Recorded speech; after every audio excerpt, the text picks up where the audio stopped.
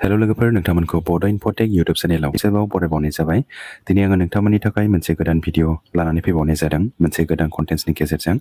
आरो दिनैनि बे भिडिअनि मेन कन्टेन्ट्सआनो जाहैबाय card of analysis BTR LP TET 2025 स' लोगोफोर गोबां केन्डिडेटफ्रानो बुंहरबाय थादोंमोन जे कार्ड अफ एनालाइसिसनि भिडिअ लाबो होनबाय थादोंमोन दा नोंथांमोननि बुंहरनाय लेखायै दिनै कार्ड अफ एनालाइसिसनि भिडिअखौ लानानै फैनाय जाबाय दा नोंथांमोना भिडिअखौ फारि फारि जोबजासे नायलांबाय थाबानो जाबाय LP आरो UP TETनि कार्ड अफ एनालाइसिस भिडिअआ माबायदि जादों नोंथांमोना गाव गावनि मार्कजों कार्ड अफ एनालाइसिस खालामनायनि कार्ड अफजों नोंथांमोना गोरोबहोनानै नायबानो जाबाय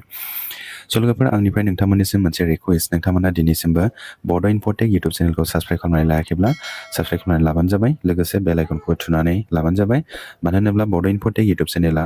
टेटजों सोमोन्दो गोनां बायदि रोखोमनि भिडिअ लानानै फैबाय थायो बेखायनो नोंथांमोना चेनेलखौ साबस्क्राइब खालामनानै लाबानो जाबाय स' लोगोफोर फैदो दानिया जोङो भिडिअखौ फारि फारि जागायदिनि स' लोगोफोर भिडिअखौ जोङो जागायनायनि सिगां बेसेबां पस्ट थागोन LP आरो UP टेटनि थाखाय दा बे पस्टखौबो जोङो दिहुननानै लानांगौ जायो दा लोगोफोर जोंना एप्लाइआ दा सोलिगासिनो दङ मैया हरनिफ्राय एप्लाइनि लिंकआ गेवदों दा नोंथांमोना हयथ' पर्टेलाव हाबनानै चेकबो खालामबाय जानांगौ दा नोंथांमोना एप्लाइ खालामनो हासिगोन दायो लोगोफोर जोङो कार्ड अफखौ जोङो खालामनायनि सिगां पस्टआ बेसेबां थागोन बेखौ जोङो एसे दिहुननानै लाग्रो दिनै जोंनि BTCनि चिफ मानाव गेदेर प्रमद बर' बिथाङा मिडियानि सिगाङाव बुंबाय थादोंमोन जे 1000 पस्टनि अलमस्ट 1000 पस्टनि एडभार्टाइजमेन्ट होबाय LP आरो UP टेटनि थाखाय बिथाङा बुंदों दा आङो 1000 पस्टखौनो फ्रेश टेट क्वालिफाइड केन्डिडेटफोरनि थाखाय लादों बेवहाय जायनाखि 6 मान्थ कन्ट्राक्चुएल टेटनि केन्डिडेटफोर दङ बिथांमोनाबो माखासे पस्टखौ माइनास खालामगोन होनदों दा जोङो SIU सेंसननि जायनाखि प्रप'जाल हरनायनि पस्ट बे पस्टखौ जोङो नायोब्ला टटेल बेसेबां पस्ट मोनोमोन जों बेखौ एसे केलकुलेट खालामग्रो दिनै जोंना नैबे मोनसे SIU प्रप'जाल लेटारमोन आरो बेवहाय टटेल पस्टआ दंमोन जोंना 667 बेवहाय LPना 445 न'समोन आरो ME स्कुलनिया 222 न'समोन थिग बेबायदिनो जोङो जायनाखि 490 पस्टनि SIU प्रप'जाल हरबावनाय नेक्स्टआव बेवहायबो जोङो बेसेबांथा पस्ट थाथावथाव LP आरो ME बेखौबो जोङो दिहुननानै लानो हायो आरो दा जोङो अभारअल 667 आरो 490 पस्टखौ जोङो प्लास खालामोब्ला 1157 पस्टखौ जोङो मोनो आरो बेनिफ्रायनो जुदि 6 मान्थ कन्ट्राक्चुएल टेट केन्डिडेटफोरनि पस्टखौ माइनास खालामोब्ला 180 पस्टखौ अब्ला जोंना 977 पस्टखौ जोङो मोनहैयो दा बे केन्डिडेटआ बांसिनानो एसामिस मिडियामनि केन्डिडेट आरो आपार प्राइमारि टेटनि बांसिन केन्डिडेट LP लेभेलनि साफा सानै थानो हागौ दा बर' मिडियामाव बियो बांद्राय एफेक्ट गोलैनाय नङा ओंखायनो आङो बेवहाय टटेल अभारअल 1000 पस्टखौ लादों आरो 1000 पस्ट हिसाबै आङो कार्ड अफ एनालाइसिसखौ बानायनाय जादों दा लोगोफोर जोङो नायदिनि LP लेभेलावहाय बर' मिडियामनि थाखाय बेसेबां पस्ट थागोन आरो एसामिस मिडियामनि थाखाय बेसेबां पस्ट थागोन जों बेखौ दिहुननानै नायदिनि दा लोगोफोर बेवहाय जायनाखि SIU प्रप'जाल हरनायमोन 490 पस्टनि बेवहाय जोंना LP लेभेलनि पस्टआ 296सो थाहैनो हागौ आरो नैबेबायदि जायनाखि SIU 667 पस्टनि LP लेभेलाव बेसेबां पस्ट दङ बेखौ जोङो पार्सेन्ट वाइस केलकुलेट खालामबा जोङो 490 पस्टनिफ्रायबो जोङो 296आव LP लेभेलाव मोनगोन आरो ME लेभेलाव 194 बेबायदि मोनहैगोन आरो दा जोङो बड मिडियाम जुदि अभारअल जुदि जोङो पस्टखौ लायोब्ला 667निफ्राय जोङो 445 मोनखाबाय LPआव आरो 490निफ्राय 296 जोङो बेबायदि पस्टखौ मोनहैगोन आरो अब्ला जों टटेल खालामोब्ला 741 पस्टखौ जोङो मोनहैगोन LP लेभेलनि पस्टआ दा बेवहायनो जोङो एसामिस मिडियाम बड' मिडियाम बेंगलि हिन्दी आरो पस्टखौ जोङो केटागरि वाइसै जोङो डिभाइड खालामबावनांगोन आरो दा जोङो डिभाइड खालामबा बेसेबां मोनो बेखौबो एसे नायदिनि आपार प्राइमारि लेभेलाव पस्टआ बारा थाहैनाय नङा जिहेतु 6 मान्थ कन्ट्राक्चुएल टेटनि केन्डिडेटफ्रा माइनास खालामगोन माखासे अब्ला जोंना 259 पस्ट थाहैगोन आरो 6 मान्थ कन्ट्राक्चुएल केन्डिडेटफ्राबो मोननांगौ बिथांमोनाबो गोबाव समनिफ्राय खस्थ' खालामबोबाय थादोंमोन जानाखि जेसेबां सेलारि मोननांगौ बेबायदि मोनाखै 8000ल' बिथांमोना सेलारि मोनो बिथांमोनाबो टेट क्वालिफाइड केन्डिडेट नाथाय माबा मोनसे जाहोननि थाखाय एबा मार्क खमनि थाखाय हयथ' बिथांमोना रेगुलार जायाखै दासिमबो माखासे केन्डिडेटफोरा रेगुलार जाबाय जायफोर केन्डिडेटफोरा गोदानै 6 सिडुल टेटआव मार्कखौ इनक्रिज खालामनो हादोंमोन बिथांमोना दाखालि बावैसो माखासे एपइन्टमेन्ट मोनलांबाय हयथ' बिथांमोना GT/PGT-आवबो सोरबा एपइन्टमेन्ट मोनलांदोंबो जानो हागौ दा जोङो केटागरि वाइसै पस्टखौ नायोब्ला बेवहाय जोङो मोनो LP बड' मिडियामावहाय 300 प्लास बा 300नि एसे खमबो जानो हागौ 280 बा 90 95 आरो एबा 300 आं एप्रक्सिमेटलि 300 पस्टखौ लादों आरो एसेबां थानो हागौ थांनाय बारावहाय जोंना 900 सामथिं पस्टआव 258 फैदों बर' मिडियामनि एलपि लेभेलनि पस्टआ थिग बेबायदिनो एबार पस्टआ एसे बांसिन जागोन 300 सिमखौ हमनाय जादों बेनि उनावहाय एलपि एसामिस मिडियामनि पस्टआ 384सो थाहैगोन आरो बिथांमोना एसे बारा जाखायो बर' मिडियामनि पस्टनिफ्राय सिगाङावबो जों एसे बांसिन मोनखादों आरो एबारबो एसे बांसिनानो थाहैगोन खिन्थु एबार बर' मिडियामनि आपार प्राइमारिनि पस्टआ एसे बांसिन थाहैनो हागौ मानो होनोब्ला साइन्स मिडियामनि पस्टआ अलरेडि 6 मान्थ कन्ट्रेक्चुएल टेटनि केनिफ्राय एसे माइनास खालामगोन नालाय आपार प्राइमारि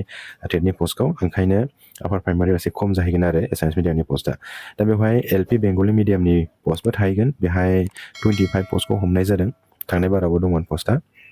एबारबो थागोन पस्टआ एबार आरो खिन्थु हिन्दी मिडियामनि पस्टबो थानो हागौ जिटिपिजिटियाव जोङो 6टा पस्टखौ जोङो मोन्दों हिन्दी मिडियामनि पस्टखौ एबार एलपि लेभेलावबो हिन्दी मिडियाम स्कुलनि थाखाय जोंनि एरियायावनो हिन्दी मिडियाम स्कुल दङ आरो क'क्राझार टाउनावबो दङ हिन्दी मिडियाम स्कुल आरो गुबुन जायगायावबो थानो हागौ आरो दा बे हिसाबै 10टासो पस्ट थानो हागौ आरो हिन्दी मिडियाम स्कुलाव आरो बेबायदिनो जोङो जायनाखि गोदान मोनसे नियम बिटिसिआव इमप्लिमेन्ट खालामदों मार्टियार्सफोरनि थाखाय 3% रिजार्भ दा बे 3% रिजार्भखौ अभारअल पस्टनिफ्राय लागोन आरो अभारअल पस्टनिफ्राय जुदि लायोब्ला आङो एलपि लेभेलनि पस्टनिफ्रायनो आङो 3%खौ हमनाय जादों बेखाय माबानिफ्रायसो हमनांगौमोन बेखौ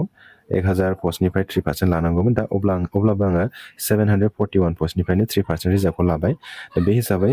22टासो पस्टखौ मोनहैगोन आरो 3% मार्टियार्सफोरनि रिजार्भनि पस्टखौ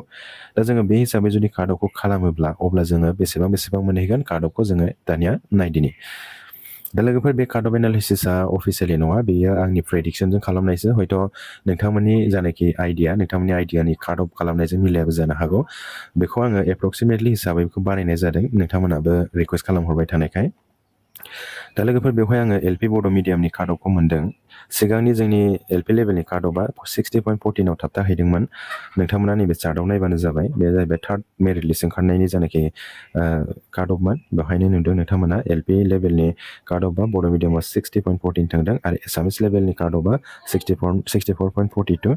आरो बेंगलि मिडियामनिया 59.54 बेवहाय आङो अनलि लवार प्राइमारिनि काट अफखौल' बानायनाय जादों आपार प्राइमारिनि काट अफखौ आङो नेक्स्ट भिडिअ लाबोगोन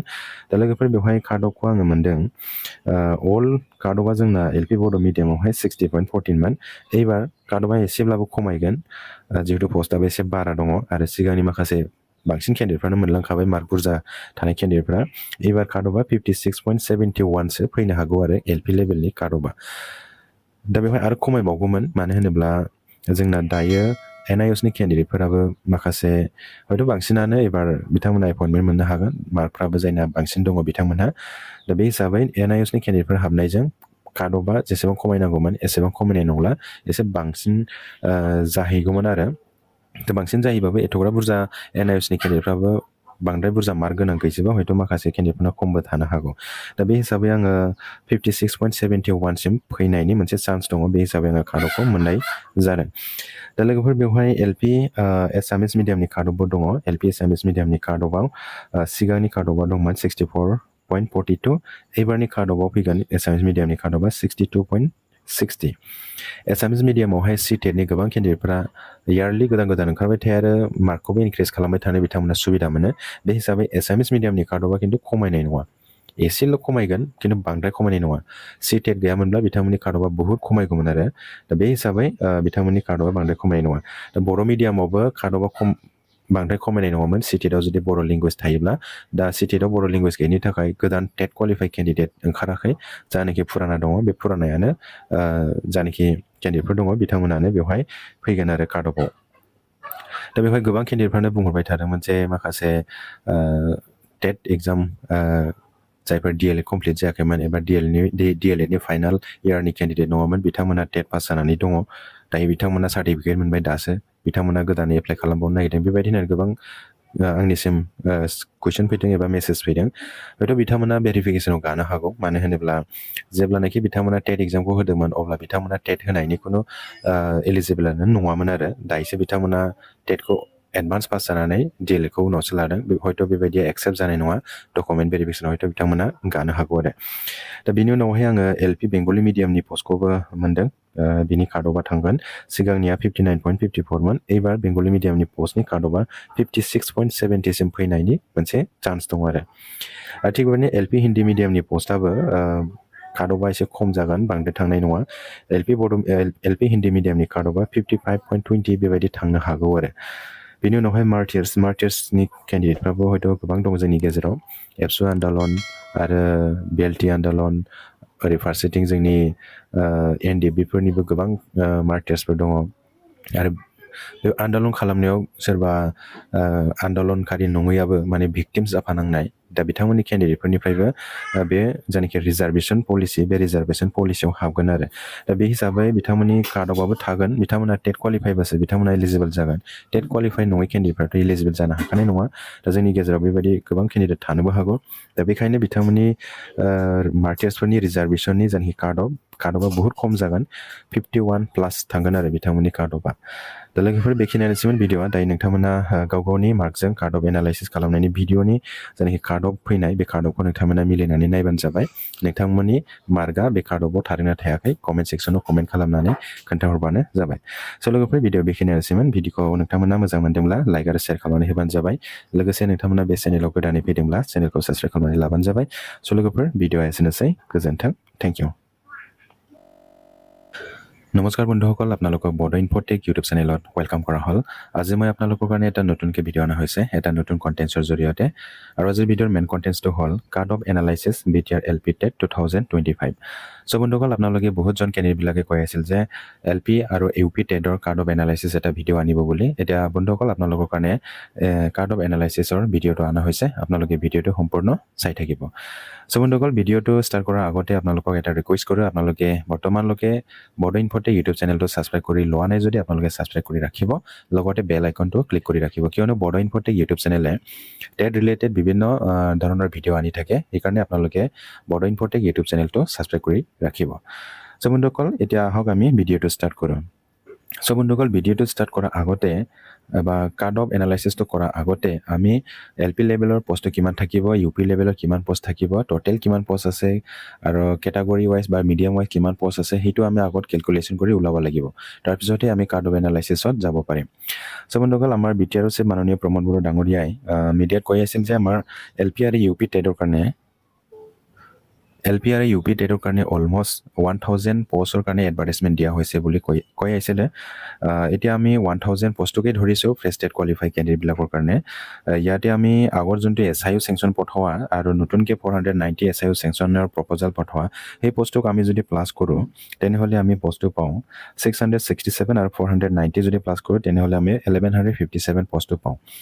আৰু 1157 পষ্টৰ পৰাই আমাৰ 6 মান্থ কণ্ট্ৰেকচুৱেল টেট টিচাৰবিলাকে আছে এইবাৰ তেখেতসকলক ৰেগুলাৰ কৰাব বুলি আমাৰ BTR মাননীয় প্ৰমোদ বড়ো ডাঙৰীয়াই কৈ আছে তেখেতসকলক ৰেগুলাৰ কৰাবই লাগিব কিয়নো তেখেতসকলক বহুত দিন পৰাই 8000 চেলাৰী তেখেতসকলে কাম কৰি আছে তো সেই হিচাপত তেখেতসকলক এপইণ্টমেণ্ট দিব লাগিব এইবাৰ কিছুমান কেণ্ডিডেটবিলাকে যোৱা বাৰত LP লেভেল আৰু MA লেভেলত কিছুমান এপইণ্টমেণ্ট পাইছে কিছুমান টেট পাছ কৰি বা মাৰ্ক ইনক্ৰিজ কৰিছে আৰু হয়তো যোৱাবাৰৰ যোনটো GT PGT 2 দিনমান আগত এপইণ্টমেণ্ট দিয়া হ'ল হয়তো ইয়াতেও 6 মান্থ কণ্ট্ৰেকচুৱেল টেটৰ কেণ্ডিডেটবিলাকে হয়তো ইয়াতে কেইজনমান এজন দুজন হ'লেও তেখেতসকলে এপইণ্টমেণ্ট পাইছে চাগে চ' বন্ধুসকল এতিয়া আমি টোটেল পষ্টটো যদি আমি লওঁ 1000 হিচাপত যদি আমি ধৰোঁ তেনেহ'লে আমাৰ LP লেভেলৰ পষ্টটো কিমান থাকিব চ' বন্ধুসকল আমাৰ LP লেভেলত টোটেল পষ্টটো যোনটো SIO প্ৰপ'জাল পঠোৱা আছিলে ইয়াতে আমি অলৰেডি পাইছোঁ 667 এইটো ইয়াতে 445 আছে এতিয়া 490 পষ্টত কিমান থাকিব চ' আমি যোনটো 667ৰ 445 যদি থাকে তেনেহ'লে 61% হিচাপত এইটো পৰে চ' 61% হিচাপতো যদি আমি 490 পষ্টত LP পষ্টটো যদি ধৰোঁ তেনেহ'লে আমাৰ 296 পষ্টটো আমি LP লেভেলত পাওঁ এতিয়া আমাৰ দুটা SIO প্ৰপ'জাল পঠোৱাৰ SIO চেংচনৰ পষ্টটো যদি LP লেভেলতো যদি আমি প্লাছ কৰোঁ তেনেহ'লে আমি 445 প্লাছ 296 টোটেল আমি 741 পষ্টটো পাওঁ আমি LP লেভেলৰ পষ্টটো আৰু আপাৰ প্ৰাইমেৰী লেভেলৰ পষ্টটো 259 মান থাকিব ইয়াতে বড়ো মিডিয়ামৰ এইবাৰ অলপ বেছি থাকিব পাৰে কিয়নো 6 মান্থৰ কণ্ট্ৰেকচুৱেল টেট টিচাৰবিলাকে এছামিজ মিডিয়ামৰ বেছি হয় বুলি ইতিমধ্যে গম পাইছোঁ তো সেই হিচাপত বড়ো মিডিয়ামৰ আপাৰ প্ৰাইমেৰী পষ্টটো অলপ বেছিকৈ থাকিব পাৰে যোৱাবাৰত এছামিজ মিডিয়ামৰটো বেছি আছিলে এতিয়া আমি কেটাগৰী ৱাইজ হিচাপত বা মিডিয়াম ৱাইজ হিচাপত আমি পষ্টটোকে ডিভাইড কৰোঁ এতিয়া আমি পষ্টটো ডিভাইড যদি কৰোঁ 741 পোষ্টটোকে আমি বেলেগ বেলেগ কেটাগৰী এইটো আমি ডিভাইড কৰিব লাগিব এতিয়া LP বড়ো মিডিয়ামৰ টোটেল পোষ্টটো পাইছো 300 প্লাস হয়তো 300 অলপ কমো থাকিব পাৰে অলপ বেছি থাকিব পাৰে যোৱাবাৰ বড়ো মিডিয়ামৰ পোষ্টটো 900 সামথিং পোষ্টত 258 লকে আহিছে সো সেই হিচাপত যদি আমি ধৰো এবাৰ বড়ো মিডিয়ামৰ পোষ্টটো অলপ বেছি আহিব পাৰে কিয়নো পোষ্টটো এবাৰ অলপ বেছি আছে সো বন্ধুসকল ইয়াতে আকৌ এছামিজ মিডিয়ামৰ টোটেল পোষ্টটো পাইছো 384 এছামিজ মিডিয়ামটো বড়ো মিডিয়ামৰ পৰা অলপ বেছি থাকে যোৱাবাৰটো বেছি আছিল এইবাৰ অলপ বেছি থাকিব কিয়নো এছামিজ মিডিয়াম স্কুলটো বড়ো মিডিয়ামৰ পৰা বেছি আছে আৰু ষ্টুডেণ্টবিলাকৰ এছামিজ মিডিয়ামৰ স্কুলত বেছি আছে সেই হিচাপত এছামিজ মিডিয়ামৰ পোষ্টটো অলপ হ'লেও বেছি আহে তাৰপিছত বেংগলী মিডিয়ামৰ পোষ্টটো থাকিব এইবাৰো যোৱাবাৰটো অলপ আছিলে এইবাৰ 25টা মান থাকিব পাৰে বেংগলী মিডিয়ামৰ পোষ্টটো তাৰপিছত ইয়াতে LP হিন্দী মিডিয়ামৰ পোষ্ট যোৱাবাৰত LP হিন্দী মিডিয়ামৰ পোষ্টটো নাছিলে কিন্তু এইবাৰ হিন্দী মিডিয়ামৰ পোষ্টটো থাকিব পাৰে LP হিন্দী মিডিয়াম স্কুলৰ পোষ্টটো যোনজন ক্যান্ডিডেট বিলাকে ল্যাঙ্গুৱেজ 1ত হিন্দী সাবজেক্টটো লৈছে সেই ক্যান্ডিডেট বিলাকে ইয়াতে এলিজিবল হ'ব কিছুমান আমাৰ সিটেড ক্যান্ডিডেট পাস আছে সিটেডৰ যদি তেখেতে যদি ল্যাঙ্গুৱেজ 1ত হিন্দী লৈছে তেনেহলে হিন্দী মিডিয়াম স্কুলৰ কাৰণে তেখেতসকলে এলিজিবল হ'ব আৰু এইচএছত বা গ্ৰেজুৱেচনত তেখেতসকলৰ হিন্দী সাবজেক্ট থাকিব লাগিব বা বিচাৰত বা প্ৰবীণ এনেকুৱা থাকিব লাগিব তেনেহলেহে তেখেতসকলে ইয়াতে এলিজিবল হ'ব তাৰপিছত ইয়াতে আমাৰ BTCৰ এটা নতুন এটা পলিচি ইমপ্লিমেন্ট হৈছে এই পলিচিটো হ'ল 3% মাৰ্টিয়াৰ্ছ ৰিজাৰ্ভ 3% মাৰ্টিয়াৰ ৰিজাৰ্ভটো ৰাখিবই লাগিব কিয়নো ইমান দিন আমাৰ BTC গঠন হোৱাৰ আগৰ পৰাই বহুত আন্দোলন হৈছে এপসো আন্দোলন BLT আন্দোলন NDB কিছু বহুতজন আন্দোলনত মানে মাৰ্টিয়াৰ্ছ হৈ গৈছে আৰু আন্দোলন সময়ত বহুতজন মানুহ এনেকুৱা আছে ক্যান্ডিডেট আছে যে ভিকটিমছ হ'ব লগা হৈছে তেখেতে আন্দোলনকাৰী নহয় কিন্তু আন্দোলনকাৰীৰ কিছুমান আন্দোলনত মানে ভিকটিমছ হৈছে সেই হিচাপত তেখেতসকলৰ মাৰ্টিয়াৰ্ছৰ কিছুমান লিষ্ট ইতিমধ্যে আমাৰ BTC পৰা কিছুমান মাৰ্টিয়াৰ্ছৰ লিষ্টটো ওলাইছে চাগে সো মাৰ্টিয়াৰ্ছৰ লিষ্টটো যদি আছে বা মাৰ্টিয়াৰ্ছৰ কিবা প্ৰুফ যদি দেখাব পাৰে আপোনালোকে ইয়াতে এলিজিবল হ'ব আৰু সেই হিচাপত মাৰ্টিয়াৰ্ছৰ 3% ৰিজাৰ্ভত 22টা মান পোষ্ট থাকিব পাৰে যোনটো 741 পোষ্ট পৰা যদি আমি 3%টো যদি ওলাও তেনেহলে 22টা মান পোষ্ট থাকিব LP লেভেলত সো সেই হিচাপত আমি এতিয়া কাৰ্ড অফ এনালাইসিসটো কৰো সো বন্ধুসকল কাৰ্ড অফ এনালাইসিসটো এইটো মোৰ প্ৰেডিকচনৰ হিচাপত বনোৱা হয় এইটো অফিচিয়ালি নহয় হয়তো আপোনালোকৰ কাৰ্ড অফ এনালাইসিসৰ যোনটো আইডিয়া সেই আইডিয়াৰ লগত নিমিলবও পাৰে আপোনালোকে এইটো চাই ল'ব আপোনালোকৰ মাৰ্কৰ লগত সেইটো কাৰ্ড অফৰ আন্ডাৰত থাকছে না থাকা নাই আপোনাৰ মাৰ্কটো আপোনালোকে কমেন্ট সেকশনত জনাব এতিয়া আমি কাৰ্ড অফটো চাওঁ সো বন্ধুসকল ইয়াতে LP বড়ো মিডিয়ামৰ কাৰ্ড অফটো হৈছে যোৱাবাৰৰ পুৰাণা কাৰ্ড অফটো আছিলে 60.14 আৰু এতিয়া যোনটো নিউ কাৰ্ড অফটো হ'ব সেইটো হ'ল 56.71 আপোনালোকে ইয়াতে চাৰ্টত চাব সেইটো আপোনালোকৰ হতে তাতে ফটোটো বা এই PDF ফাইলটো থাকিব পাৰে আমাৰ যোৱাবাৰৰ পুৰাণা কাৰ্ড অফটো 60.14 আৰু এছামিজ মিডিয়ামৰ আছে LP লেভেলত 64.42 আৰু এসিস্ট্যান্ট টিচাৰ LP বেংগলী মিডিয়ামত 59.54 লকে আহিছে হিন্দী মিডিয়ামৰ নাছিলে এবাৰ হিন্দী মিডিয়ামত অলপ হলেও থাকিব পাৰে সো সেই হিচাপত আমাৰ বড়ো মিডিয়ামৰ যোনটো কাৰ্ড অফ এইটো অলপ কমিব যিমানখিনি কমিব লাগিছিল ইমানখিনি নকমিব কিয়নো এবাৰ সিটেডৰ